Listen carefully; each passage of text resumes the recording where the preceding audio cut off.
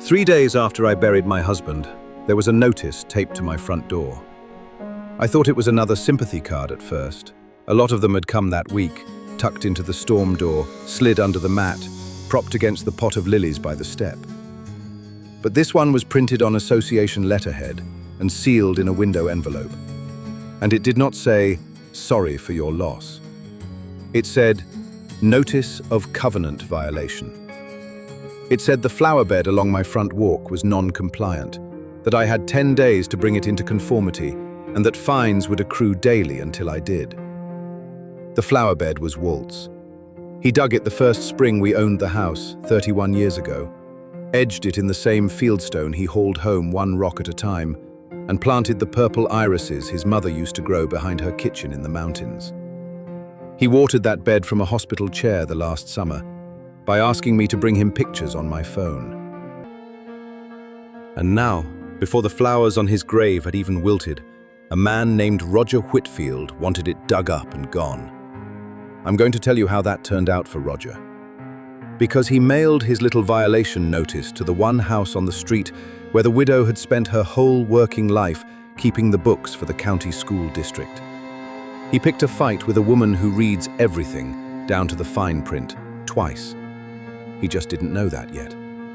To be honest, that first week, standing there with the envelope shaking in my hand, neither did I.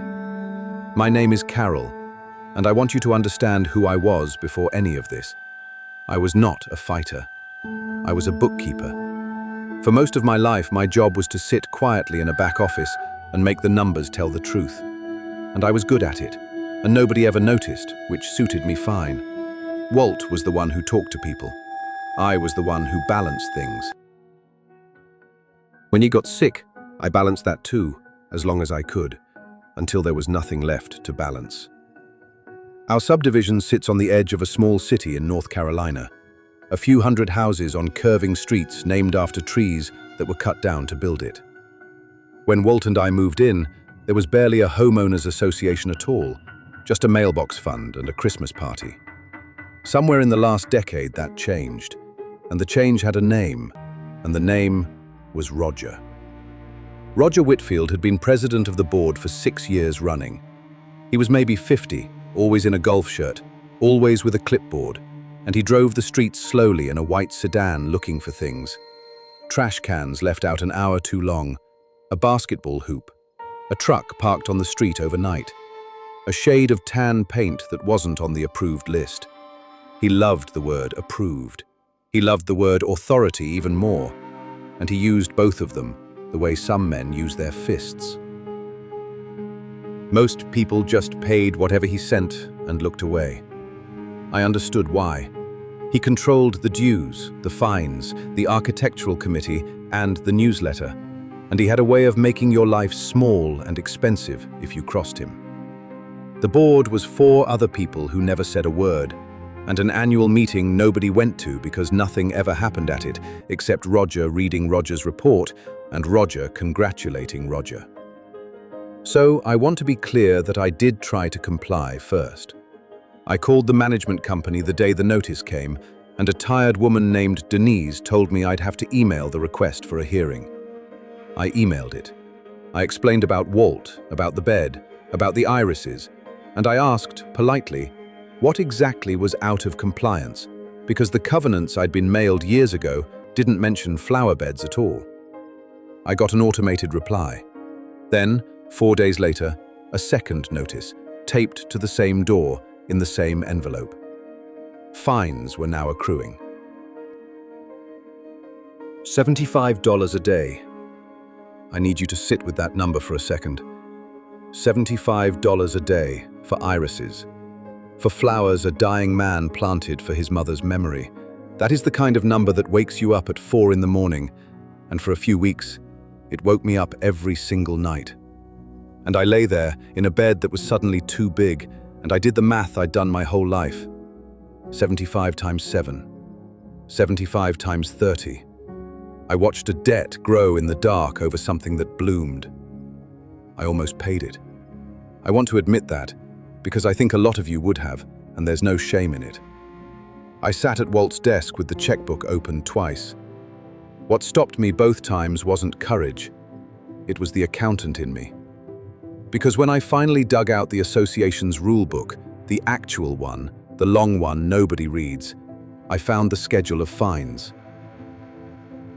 And the schedule said fines could only be levied after a hearing before what it called an adjudicatory panel, where the homeowner had the right to appear and be heard. There had been no hearing. I had asked for one, in writing, and been ignored. That was the first thread, and once a bookkeeper finds one thread that doesn't tie off, she cannot stop pulling it. I started reading the covenants the way I used to read a set of books I suspected somebody had cooked. Not to win an argument, to find where the numbers stopped agreeing with the words. And they stopped in a lot of places. The rule Roger cited for my flower bed didn't exist. There was a setback rule for structures, fences, and sheds, and someone, at some point, had started applying it to plants. There was a fine cap our board had blown right past.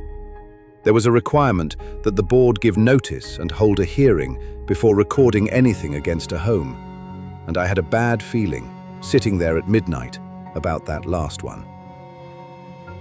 The bad feeling was right. By the end of that summer, a letter came, not from the management company this time, but from the county. The association had recorded a lien against my house. My house. The one Walt and I paid off 2 years before he died. The one I was going to be buried out of someday was now encumbered for a little over $9,000 in fines and fees, and the letter used a word that stopped my breath: foreclosure. In our state, an association can actually take a home over unpaid assessments. Roger had turned a flower bed into a claim on the roof over my head. I sat on the porch steps that evening for a long time. I'm not going to pretend I was strong. I was 63 years old. I was alone for the first time in my adult life, and a man in a golf shirt had just threatened to take my house over my husband's irises. And it worked. It landed. I felt every ounce of what he wanted me to feel, which was small. I thought about selling. I thought about just handing him the check and letting him win so it would stop. And then a screen door banged across the street and Sal came over. Sal Marino was 71, a widower himself, an army veteran who'd lived on our street longer than we had. He walked with a cane and a limp and a temper he mostly kept folded up. He sat down next to me on the step, grunting, and looked at the notice in my hand. And he said something I've thought about 100 times since.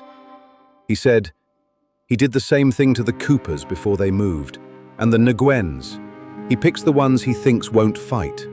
Widows, new folks, the tired ones. He looked at Walt's irises, purple in the last light. He said, he picked wrong this time, Carol. I told him I didn't know how to fight a thing like this. I said maybe I should just get a lawyer and sue. And that's when the second neighbor came into it. Because Sal said there was a young woman 2 doors down I ought to talk to first. Her name was Priya, and she was maybe 35, a mum with 2 little kids and a job as a paralegal at a firm downtown. She came over that same night with a legal pad, and she told me the truth that changed everything, which was this. Suing Roger, she said, would cost me money I didn't have and years I didn't want to spend. And even if I won, he'd still be president, and he'd just do it again to the next tired person on the street. You don't have a Roger problem, she said, tapping the covenants on my kitchen table. You have a power problem. He has all of it. And the thing about an association is, the power is supposed to be ours. We just stopped showing up to take it. She showed me 2 things in the rulebook that night. The first was that every member had the legal right to inspect the association's financial records. The books, the contracts, the bank statements. Not beg for them, inspect them. The second was that 3 of the 5 board seats were up for election at the annual meeting in the fall. 3, a majority. If the right people ran, and if enough neighbors showed up or sent in their proxies to make a quorum, the members could simply vote in a new board. And a new board could repeal a rule, release a lien, and fire a management company by a show of hands. I looked at those 2 facts for a long time. The right to see the money and the right to take the seat. And somewhere in there, sitting at my own kitchen table at midnight with a paralegal and a piece of scratch paper, I stopped being a grieving widow being pushed around by a bully, and I became a bookkeeper again. Because Sal had said Roger picked the ones who wouldn't fight, and Priya had said the power was supposed to be ours, and my whole career had been one long habit of asking a simple question that important men hated.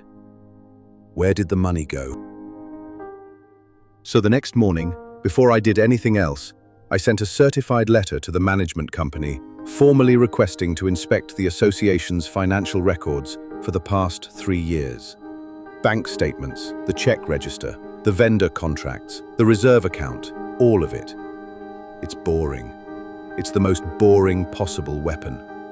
And I promise you, boredom is exactly what a man like Roger never sees coming. If you've ever had someone underestimate you because you were quiet, stay with me, because the best part of this whole story is still coming.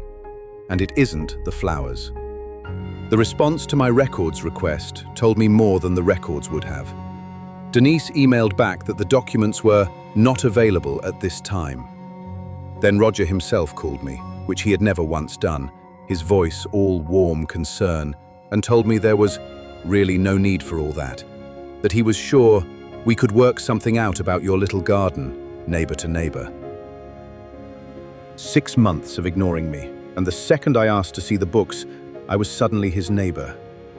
A guilty man will do a lot of strange things, but the strangest is how fast he gets friendly. I did not work something out about my little garden. Priya sent a second letter, this one citing the exact section of the state's planned community law that gave me the right to those records and set a deadline. And while we waited, we did the other thing. We started knocking on doors. Over the rest of that summer, I met my own street for the first time in years. I'd lived among these people for 3 decades and barely known them, and it turned out almost every one of them had a Roger story.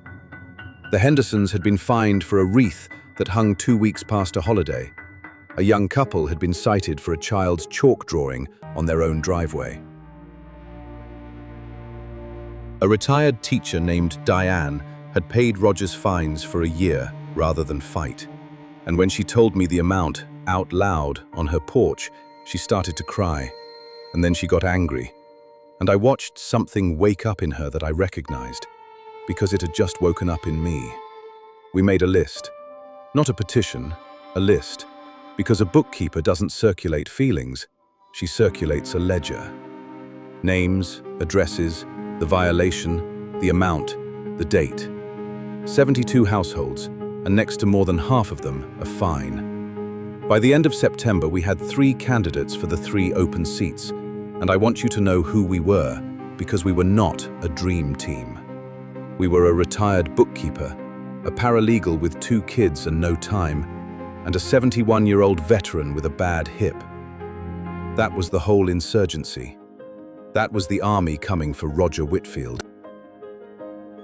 What none of us knew yet, not even me, was that the records I'd requested were about to turn a fight over a flower bed into something the district attorney would end up reading. He found out, of course. Small streets have no secrets. And here is where Roger showed me exactly who he was. Because a decent man who'd made honest mistakes would have gotten nervous. Roger got smug. He put a letter in every mailbox on that same association letterhead, warning neighbors about a small group spreading misinformation and outsiders who want to raise your dues. He moved the annual meeting up by a month and changed the location to a church basement across town on a Tuesday at 7, betting nobody would come. And at the one board meeting I attended that fall, he looked at me across the room, at the binder I'd started carrying everywhere, the fat white one full of tabs, and he smiled and said, loud enough for the room, "Carol's got herself a little binder." People laughed, a few of them. And I felt my face go hot, and I sat down, and I said nothing, and Roger moved on, delighted with himself, absolutely certain he had won. I want you to hold that image, because I have held it for a year and it still makes me smile. Roger Whitfield, laughing at the little binder. He had no idea that by then the records had finally come, that they were sitting in that binder in tabbed and highlighted sections, and that I had spent every night for 2 weeks doing the one thing I was better at than anyone he had ever found: reading numbers that were trying to lie to me. Because the money did not add up. It did not add up in a way that made the back of my neck cold. Here is what I found once the association was finally forced to hand over 3 years of statements. The landscaping. Our neighborhood paid a company called Green Crest Property Services almost $40,000 a year to mow the common areas and tend 2 flower beds by the entrance sign. And the invoices were round and vague and rising. Line items like seasonal enhancement and beautification for thousands of dollars, with no detail, month after month. I've paid landscapers. I've approved those invoices for a school district with 14 buildings. These numbers were wrong the way a suit 2 sizes too big is wrong.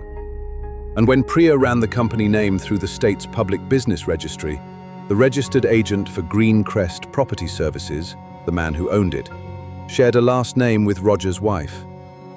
I read it twice to be sure. He was her brother. That was the thread that didn't tie off. That was the flower bed the whole time, not mine, not Walt's irises. The one at the entrance, the one Roger's brother-in-law was paid to enhance for tens of thousands of dollars a year, while a widow got a lien for planting her own. And the fines, all those $75 days squeezed out of tired people across the neighborhood. They weren't even landing cleanly in the association's account. Some of them did. Some of them I could not trace at all. There was a special beautification reserve that money went into and, as far as 3 years of statements could show me, never really came out of, except in checks. I closed the binder that night and I sat in Walt's chair, and I did not feel triumphant. I felt something quieter and older than that. I had spent my life believing that if you just kept honest books, the truth would eventually be visible to anyone who bothered to look. And here was the proof. And the proof was ugly. And it meant this had never once been about a flower bed. It was about a man who'd built himself a little kingdom with a clipboard and a fine schedule, and funded it out of the pockets of people he was sure would never read the fine print. The night of the annual meeting, the church basement was full. Roger had moved it to make us fail, and instead, he'd made us come. Sal drove a van load of seniors who didn't drive at night. Priya had spent 3 weeks collecting proxies from every neighbor who couldn't attend, a signed stack of them, because she knew, the way I know a balance sheet, that elections aren't won in the room. They're won in the paperwork before the room. When Denise from the management company counted heads and proxies for quorum, I watched Roger's face change. He'd needed us not to have the numbers. We had the numbers. He tried, I'll give him that. He tried to rule Priya's proxies out of order, and she read the bylaw that allowed them, out loud, calmly, and sat down. He tried to skip the election and move to adjourn, and Sal stood up on his bad hip and called for the vote the rules guaranteed us, and 40 people said second. And when the ballots for the 3 open seats were counted, one of them, the president's own chair, a bookkeeper, a paralegal, and a veteran with a cane, had each won by more than 2 to 1. The neighbors had shown up. The power, it turned out, really had been ours the whole time. We'd just never counted it before. The new board held its first meeting 10 minutes later. Right there, 3 new members and 2 of Roger's old silent ones, who suddenly discovered they'd had concerns all along. We elected a new president. It wasn't me, and that was on purpose, because I wanted the seat nobody thinks about, the one with the ledgers. I asked to be treasurer, and the board said yes. Then, in the space of 1 motion each, we repealed the invented flower bed rule, voided every fine levied without the hearing the covenants required, and directed the management company to release the lien on my home and every other lien Roger had recorded the same illegal way. And last, the motion I'd written out by hand and read without my voice shaking, We authorized an independent forensic audit of the association's books for the past 6 years. Roger did not stay to watch. He left when the election numbers were read, walked out of the basement into the parking lot, and I did not follow him. And nobody did, because the satisfying part was never going to be his face. It was going to be the ledger. The forensic accountant took about 2 months. She was thorough and dry, and I loved her because she talked the way I think. Her report was 30 pages, and it found what I'd smelled and more. Over roughly 3 of those 6 years, close to $60,000 had left the association through Greencrest Property Services for work that could not be documented and, in several cases, provably had not been done. The Special Beautification Reserve was a slush account, and a portion of the fine revenue, the money pried out of widows and young families and a crying retired teacher, had gone into it and back out again in checks to a company owned by the president's brother-in-law, approved by the president with no competing bids, in violation of the conflict of interest rules Roger himself had signed. Now here is the part where our story stopped being about revenge and became about something colder and better, which is process. Because the new board did not march to Roger's house with torches, we did 3 boring, devastating things. We filed a claim on the association's crime and fidelity insurance, the bond that exists precisely to cover a board officer who steals, which meant the neighborhood would get its money back, whether Roger ever paid a dime. We turned the forensic report over to the county district attorney's office, and we sent Roger, by certified mail, on association letterhead, in a window envelope, a formal demand for restitution. I did think about that envelope, I won't lie to you. The same letterhead, the same certified mail, the same tape on the same kind of door. I did not send it to be cruel. I sent it because it was correct, and because some symmetry in the universe balances whether you help it or not, and I have spent my whole life helping it. A man who mailed a grieving widow a bill every single morning received exactly 1 bill in return, and it was for everything. So here is what happened next, because I know that's why you're really still here. It's spring again. The irises are up. Walt's bed is exactly where he dug it, fieldstone and all, because the first act of the new board, before any of the money, before any of the rest, was to make sure of that. The lien on my house was released within the month, and the county recorded the release, and I have a copy of it in the binder, in its own tab, which I understand is a little ridiculous, and I don't care. Every improper fine was refunded, mine and the Hendersons and Diane's and all the rest, paid out of the insurance recovery. Diane cried again when her check came, but it was a different kind of crying, and she planted irises of her own. From a clump I split off Walt's, and so did Priya, and so did Sal, and so did the young couple with the chalk drawing kid.